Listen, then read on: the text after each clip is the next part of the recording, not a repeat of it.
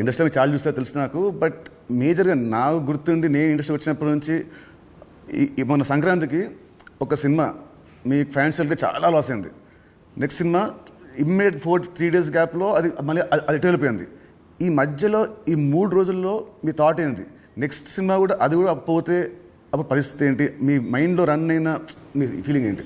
లేదు అంటే నాకు ఇప్పుడు 10th సినిమా రిలీజ్ అయినప్పుడు నాకు అర్థమవుతుంది ఫైనాన్షియల్గా ఇది డ్యామేజ్ జరగబోతుంది. సో అటు డిస్ట్రిబ్యూటర్స్ అందరు కూడా లోలో ఉన్నారు. పోతే 14th రిలీజ్ అవుతున్న సినిమా షూర్ షాట్గా సూపర్ హిట్ అని చాలా గట్టి నమ్మకంతో ఉన్నాను. అంటే 90% నీకు తెలుసు, నేను ఎడిటింగ్ రూమ్లో చూసినప్పుడే నాకు చెప్పగలుగుతాను సినిమా వర్క్ అవుతుంది అవ్వట్లేదు. అట్లా సంక్రాంతికి వస్తున్నాం అనే సినిమా మీద ఐఎమ్ ఫుల్ కాన్ఫిడెంట్గా ఉన్నాను. సో ఆ 3 days అదే ఎనర్జీతో ఉన్నాను. ఎస్, నో ప్రాబ్లం, ఒకటి వస్తుంది.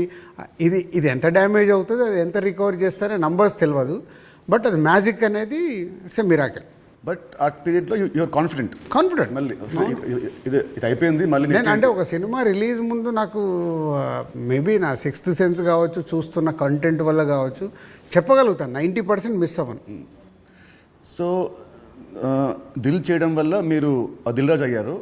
బట్ నా దృష్టిలో మీరు బిల్ రాజు. ఎందుకు చెప్తాను. యాక్చువల్లీ చాలామంది ఆడియన్స్ కూడా చెప్పాలి ఇది. మామూలు చూస్తాను లాస్ట్ గత 1 year నుంచి మీ మీద వచ్చే నెగటివ్ ట్రోల్స్ కానీ ఇవన్నీ ఏవో వస్తుంటాయి కదా మామూలు ఆర్టికల్స్. అవి 2005లో నేను సినిమా వేసాను, రామ్ సినిమా. అది రిలీజ్కి ఫైనాన్షియల్గా మేము చాలా అప్పుడు రిలీజ్కి మేము కొంచెం ఇబ్బందులు ఉండే. అండ్ అప్పుడు మాకు టర్మ్స్ అంతా బాగాలేవు టర్మ్స్ మనకు. అయినా మీరు వచ్చి ఆ నైట్ ఒక పెద్ద అమౌంట్కి మీరు సైన్ చేశారు. సో టర్మ్స్ బాగాలేనప్పుడే మీరు నాకు హెల్ప్ చేశారు. ఇలాంటివి మీరు చాలామంది హీరోస్కి, చాలా ప్రొడ్యూసర్స్కి, డైరెక్టర్స్కి మీరు చాలా హెల్ప్ చేస్తారు. ఇది నాకు తెలుసు. సో ఈ మధ్య వచ్చి మీరు ఒక సినిమా బొక్కేస్తారంటే అది నాకు I want clear to audience that ప్రతి సినిమా చిన్న పెద్ద లేకుండా అందరు హెల్ప్ చేసేవాడు మీరు. అండ్ దీంట్లో చాలా డబ్బులు మీకు చాలామంది మీకు వెనక్కి మీకు ఇచ్చారు లేరు కూడా నాకు తెలియదు.